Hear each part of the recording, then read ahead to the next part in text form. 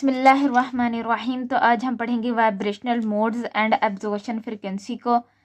इसको ये थोड़ी लंबी वीडियो होगी, इसको 2 पार्ट्स में हम डिवाइड करेंगे। ठीक है, पहले अब इसके थोड़ी सी बेसिक्स देख लेते हैं। हम पढ़ रहे हैं IR रेडिएशंस के बारे में, IR स्पेक्ट्रोस्कोपी के बारे में। तो IR स्पेक्ट्रोस्कोपी किससे रिलेटेड होती है? वाइब्रेशनल मोड से, वाइब्रेशनल फ्रीक्वेंसी से। हमने इसमें इलेक्ट्रॉनिक या रोटेशनल को ज़्यादा डिस्कस नहीं करना, इलेक्ट्रॉनिक को तो वैसे भी नहीं करना ना, हमने जस्ट वाइब्रेशनल मोड्स और IR से रिलेटेड चीज़ों को डिस्कस करना है। ठीक है, अब वाइब्रेशनल मोड्स जो होते हैं ना, वो सिक्स टाइप्स होती हैं उसकी, यानी कि 6 तरह के होते हैं वो। मतलब कि एक मॉलिक्यूल के अंदर जो वाइब्रेशंस हो रही होती हैं वो किस तरह से वाइब्रेशंस हो सकती हैं? वो 6 तरह से वाइब्रेशंस हो सकती हैं। अब सबसे पहले जो बेसिक बात है वो ये है कि फंडामेंटल वाइब्रेशंस किसे कहते हैं? जो फंडामेंटल वाइब्रेशंस होती हैं ना, वो एक वाइब्रेशंस होती हैं इंडिविजुअल बॉन्ड के अंदर, वाइब्रेशंस इन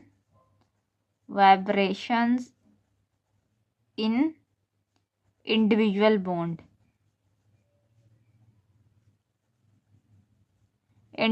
बॉन्ड, या फिर हम इसको कह सकते हैं फंक्शनल ग्रुप। जो फंक्शनल ग्रुप्स होते हैं ना, वो फंडामेंटल वाइब्रेशंस देते हैं। ठीक है, फंक्शनल ग्रुप्स। ठीक है, ये FG मतलब F से फंक्शनल और G से ग्रुप। अब फंडामेंटल वाइब्रेशंस जो होती है हमारे पास, फंडामेंटल वाइब्रेशंस कह लें या वाइब्रेशनल मोड्स कह लें, उसके आगे से फर्दर 2 टाइप्स हैं, यानी कि वाइब्रेशन जो है वो उसकी 2 टाइप्स हैं फंडामेंटल की। एक होगी स्ट्रेचिंग और एक होगी बेंडिंग। ठीक है, जो स्ट्रेचिंग वाइब्रेशन होती है उसकी डिफ़ाइन हम देख लेते हैं। उसकी डिफ़ाइन क्या है? इसमें सबसे पहले जो मॉलिक्यूल होगा, उसके अंदर जो एटम्स होंगे उसमें क्या होगी? रिदमिकल मूवमेंट होगी।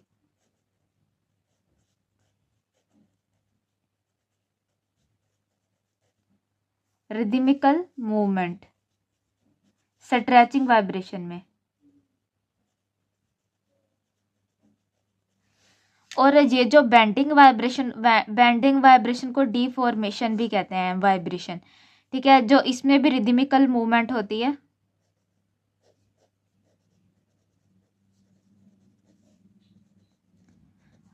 रिदमिकल मूवमेंट होगी एटम्स के दरमियान, rhythmical movement of 2 bonded atoms.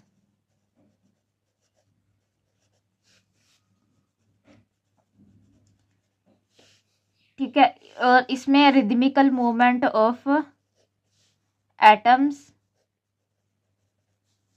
या फिर ग्रुप ऑफ एटम्स कह लें, और ग्रुप ऑफ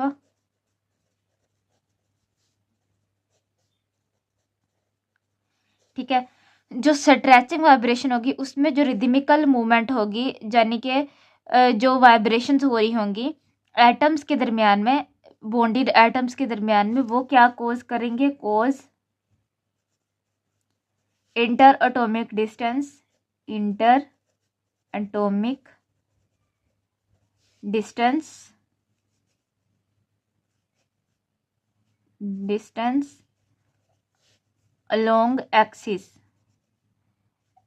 along axis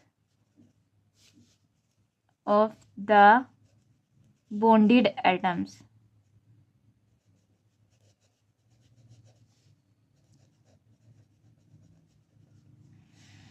ठीक है, यहाँ पे ये इंटरएटॉमिक डिस्टेंस, इसके अंदर चेंजेस आएंगी, और जो इंटरएटॉमिक डिस्टेंस है वो इंक्रीज भी हो सकता है और डिक्रीज भी हो सकता है। ठीक है, और अगर इधर बेंडिंग की बात की जाए, बेंडिंग वाइब्रेशन में क्या होगा? तो वो rhythmical movement of atom that cause change in angle of atom in a molecule.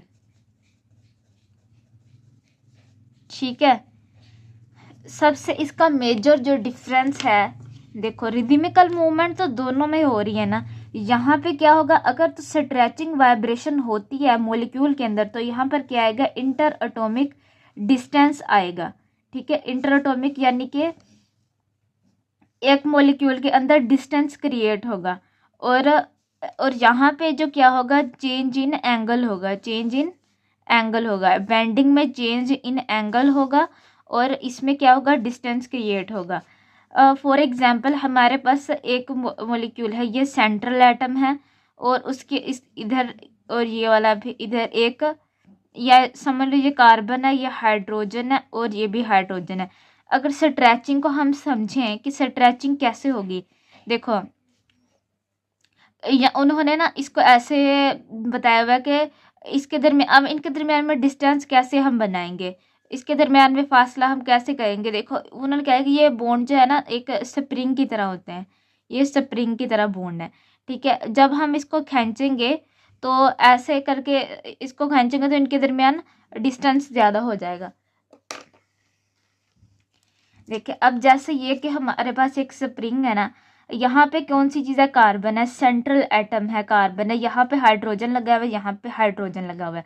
तो वो कह रहे हैं कि स्ट्रेचिंग कैसे होगी, जब यहाँ से इसको स्ट्रेच करेंगे ऐसे तो इनके दरमियान में कार्बन दरमियान में लगा हुआ है और यहाँ पे दोनों साइडों पे क्या है, हाइड्रोजन है। तो इनके कार्बन से हाइड्रोजन के दरमियान का जो बॉन्ड है उसके दरमियान डिस्टेंस ज़्यादा हो गया ना, जब हमने इसको स्ट्रेच किया, खींचा तो डिस्टेंस ज़्यादा हो गया।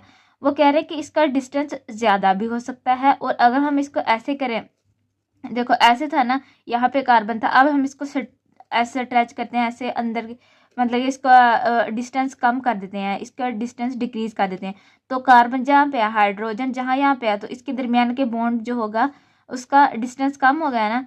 तो इसी तरह से उन्होंने स्ट्रेचिंग वाइब्रेशन को बताया हुआ है।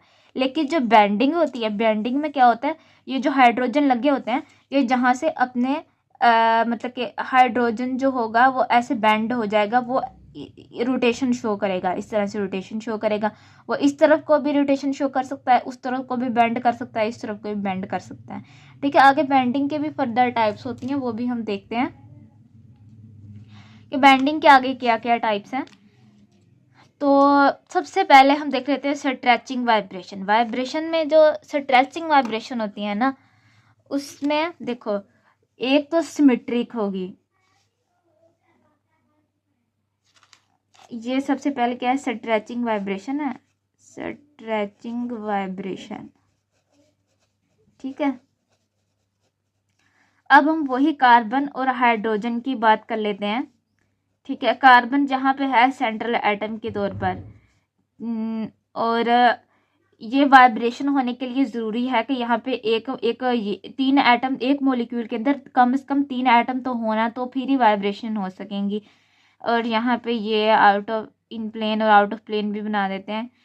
अच्छा, अब हमारे पास कार्बन है और हाइड्रोजन है, और यहाँ पे भी कार्बन और हाइड्रोजन बना लेते हैं। ठीक है, और देखो अगर इसमें ना दो तरह की स्ट्रेचिंग वाइब्रेशन में दो तरह की क्लासिफिकेशन है, एक होगी सिमेट्रिक, सिमेट्रिक, और दूसरी होगी एंटी सिमेट्रिक, एंटी सिमेट्रिक। ठीक है, एंटी सिमेट्रिक होगी। अब ये देखो, अगर तो ये दोनों स्ट्रेच होती हैं इस एक ही डायरेक्शन में, यानी कि अगर ये वाला इसका एटम भी इधर को स्ट्रेच हो रहा है और ये वाला एटम भी इधर को स्ट्रेच हो रहा है, तो ठीक है, तो ये सिमेट्री होंगी, यानी कि दोनों सेम साइड पे जा रहे हैं ना, तो इस तरह से ये सिमेट्रिक हो गई। और जो एंटी सिमेट्रिक है, अगर एक इसका एटम है वो स्ट्रेच हो रहा है और दूसरा इस तरफ को स्ट्रेच हो रहा है और दूसरा इस तरफ को, मतलब कि ये जा रहा है, तो इस तरफ को ये इसको पुल किया जा रहा है, तो ये यहाँ से इसका डायरेक्शन चेंज हो गई, तो ये एंटी सिमेट्रिक हो गया। देखो ऐसे ये हाइड्रोजन है, अगर ये तो ऐसे इसको, इसके अंदर कम स्ट्रेचिंग है, इसके अंदर कम डिस्टेंस है, ये कार्बन है और ये हाइड्रोजन, इसके अंदर कम डिस्टेंस है, तो अगर ये वाला इस तरफ को जा रहा है तो ये वाला इस तरफ को, देखें ये एटम है ना, अगर ये वाला हाइड्रोजन ऐसे खींच रहा है और ये वाला इसका डिस्टेंस ज़्यादा हो रहा है, इसका डिस्टेंस कम हो रहा है, तो ये एंटी सिमेट्रिक होगी, है ना। अगर तो इन दोनों का डिस्टेंस, ये वाले दोनों हाइड्रोजन्स ऐसे हो रहे हैं, इनका डिस्टेंस बढ़ रहा है, दोनों का एक ही डायरेक्शन में डिस्टेंस बढ़ रहा है, तो ये वो हो गई, सिमेट्रिक हो गए। ठीक है, अब हम नेक्स्ट मूव करते हैं। अब हम बेंडिंग की क्लासिफिकेशन देख लेते हैं। जो बेंडिंग की क्लासिफिकेशन में क्या पढ़ेंगे हम, कि देखो यहाँ पे सबसे पहले इसके अंदर ना एक इन प्लेन होती है, इन प्लेन बेंडिंग, एंड दूसरी is out of plane. Out of plane यानी कि एक तो प्लेन में हो रही है, एक ही प्लेन में हो रही है, वो इन प्लेन होगी। जो दो दो तरह की प्लेन में हो रही हैं वो क्या होंगी, आउट ऑफ प्लेन होंगी। और अच्छा, यहाँ से ये जो इन प्लेन है ना, इसमें हम देखते हैं ये कार्बन, इसके अंदर भी सेम यही एग्जांपल लेते हैं, हाइड्रोजन ऐसे ऐसे।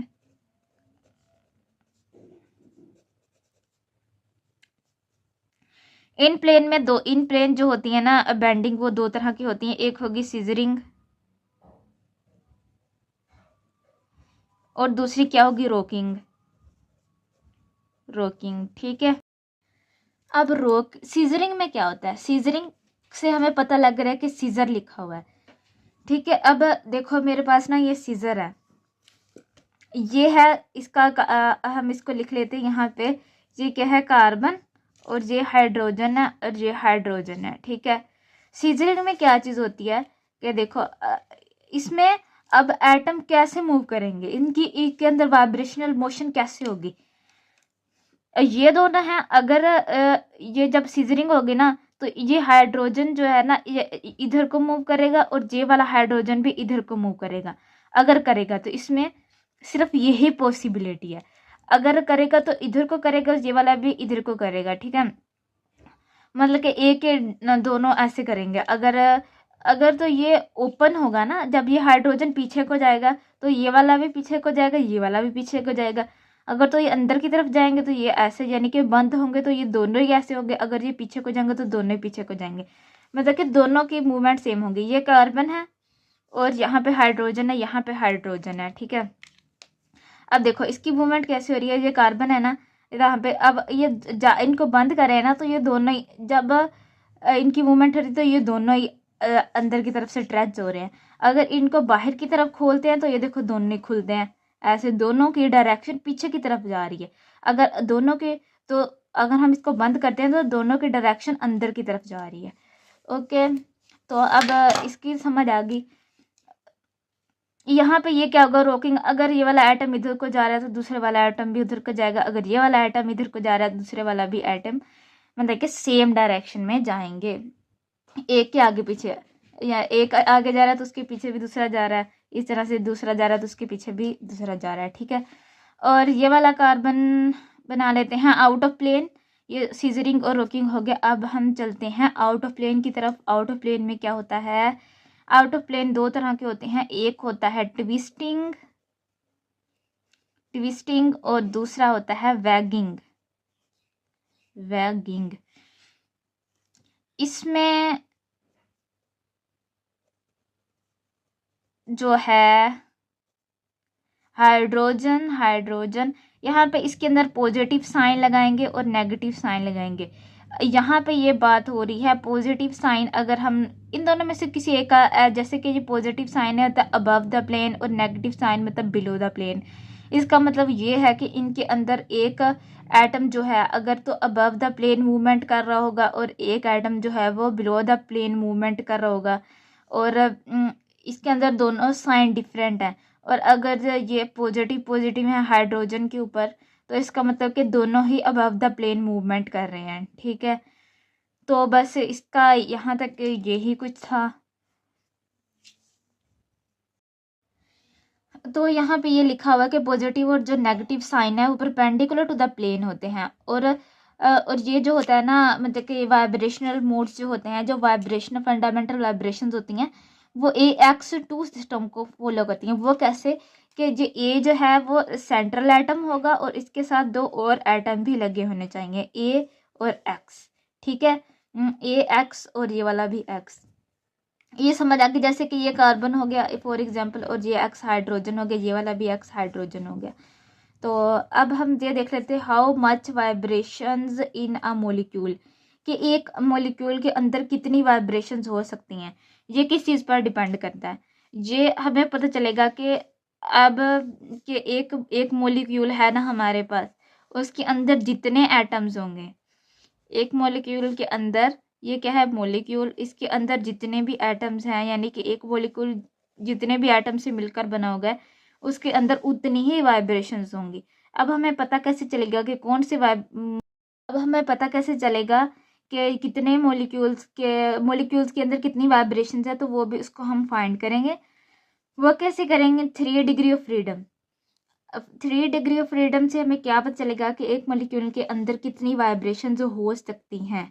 ठीक है, तो अब 3 डिग्री ऑफ फ्रीडम क्या होता है, एक मॉलिक्यूल के अंदर जितने एटम्स होंगे उसको हम लिखेंगे n एटम्स, यानी कि जितने जो भी हमारे पास मॉलिक्यूल होगा ना उसके एटम लिख लेने हैं और उसको मल्टीप्लाई कर देना है 3 से। तो ये हमारे पास हो गया 3n, इसको कहते हैं 3 डिग्री ऑफ फ्रीडम। ये कैसे, मतलब 3 डिग्री ऑफ फ्रीडम कैसे, जब किसी भी एटम का हम उसको देखते हैं, उसके अंदर कोऑर्डिनेट होते हैं एक्स वाई और जी, एक्स वाई और जी। ठीक है, तो इस तरह से हमें एटम की पोजीशन का पता चलता है कि जो एटम की पोजीशन है ना, इस तरह से हम उसको पता चला सकते हैं। तो ये 3 है ना, 1 2 और 3, 3 और जितने भी इसके अंदर जो पोजीशंस होंगी वो उसको 3 हैं, तो इसलिए इसको 3 डिग्री ऑफ फ्रीडम कहा गया। और एन का तो पता ही है, एन एटम, जितने भी एटम होंगे। और जो है ना ट्रांजिशनल मोशन जो है वो डिस्क्राइब करता है, ये जो 3 डिग्री फ्रीडम है ना ये डिस्क्राइब करते हैं ट्रांजिशनल मोशन को भी। ट्रांजिशनल मोशन में भी क्या होती है, 3 डिग्री ऑफ फ्रीडम एन वाले सिस्टम को फॉलो करता है। अगर वाइब्रेशन और रोटेशनल मोशन की बात की जाए तो यहाँ पर नॉन लीनियर होता है, लीनियर होता है। जो नॉन लीनियर होता है वो 3 डिग्री ऑफ फ्रीडम को वाले रूल को फॉलो करता है, और जो लीनियर होता है वो 2 डिग्री ऑफ फ्रीडम वाले रूल को फॉलो करता है। ठीक है, अब मेन बात है वाइब्रेशनल फंडामेंटल और मोशन की। इसमें 2 तरह के होते हैं, लीनियर होता है, नॉन लीनियर होता है। लीनियर में क्या होता है 3n-5, और नॉन लीनियर में क्या होता है 3n-6। ये इस रूल को फॉलो करेगा। अब इसकी एग्जांपल है CO2, और नॉन लीनियर की एग्जांपल है H2O यानी कि वाटर। अब मैं आपको एक बात बताती हूँ कि जो नॉन लीनियर होता है ना, वाटर होता है जो, उसके अंदर कितनी वाइब्रेशन हो सकते हैं, उसके अंदर 3 वाइब्रेशन होती हैं। ठीक है, और जो होता है हमारे पास CO2, उसके अंदर कितनी वाइब्रेशंस होती हैं, उसके अंदर 4 वाइब्रेशंस होती हैं। वाइब्रेशंस कौन सी, ये वाली जो हमने पढ़ी थी, सिमेट्रिक, एंटी सिमेट्रिक और इस तरह से कुछ, air hogging, scissoring, twisting, waging. अच्छा, तो यहाँ पे जो अब मुझे कैसे पता चला कि वाटर के अंदर 3 होंगी और CO2 के अंदर 4 होंगी, ये हमने इस फॉर्मूले से कैलकुलेट करना है। हमें पता है कि ये CO2 है लीनियर, तो यहाँ पे हमने लीनियर वाला फार्मूला लगाना है 3n-5। और H2O हमें पता है नॉन लीनियर है, तो हमने यहाँ पे नॉन लीनियर वाला फार्मूला लगाना है। फार्मूला लगा लिया, यहाँ पे 3 इसके अंदर 3 तो वो है ना 3 डिग्री ऑफ फ्रीडम। एन क्या है, नंबर ऑफ एटम। ये H2 के अंदर कितने नंबर ऑफ एटम है, ये ऑक्सीजन है 1, हाइड्रोजन 2, ये वाला हाइड्रोजन 3 है ना, 3 × 3 और माइनस क्या है 6, 9 और -6, आंसर क्या आ गया 3। तो हमें पता चलेगा इसके अंदर 3 वाइब्रेशन है। सेम इसी तरह इसके अंदर कितने वो हैं एटम्स, 3 हैं, -5, 9 -5, आंसर आ गया 4। तो इस तरह इसके अंदर कितनी वाइब्रेशंस होंगी, 4 होंगी। ठीक है, IR इनएक्टिव और IR एक्टिव की अगर बात करें तो इसमें ये होता है कि अगर हमारे पास एक मॉलिक्यूल है, ठीक है, उसके अंदर एंगल चेंज होता है, अगर तो उसके अंदर एंगल चेंज हो रहा है, एंगल चेंज, ठीक है, एंगल चेंज हो रहा है, उनके अंदर डिस्टेंस क्रिएट हो रहा है, और क्या हो रहा है डिस्टेंस चेंज, डिस्टेंस चेंज। तो वो IR, यानी कि IR डिस्टेंस, एंगल चेंज हो और डिस्टेंस चेंज हो, तो उसके ऊपर क्या पड़ रही है, EMR, इलेक्ट्रोमैग्नेटिक रेडिएशन आई एक मॉलिक्यूल के ऊपर पड़ी, तो उसके अंदर क्या चेंजेस आए, एंगल का चेंज आया और डिस्टेंस का चेंज आया, तो वो IR एक्टिव होगा। यानी कि IR रेडिएशन के पढ़ने से किसी मॉलिक्यूल के अंदर एंगल चेंज या डिस्टेंस चेंज क्रिएट होता है, तो उससे हम IR एक्टिव वाइब्रेशंस कहते हैं। और जिस मॉलिक्यूल के अंदर IR के पढ़ने से ये मॉलिक्यूल है, इसके ऊपर IR रेडिएशन फॉल हुई, here is no changes in angle and distance, तो हम क्या कहेंगे, ये IR इनएक्टिव है। और IR एक्टिव की एग्जांपल है हमारे पास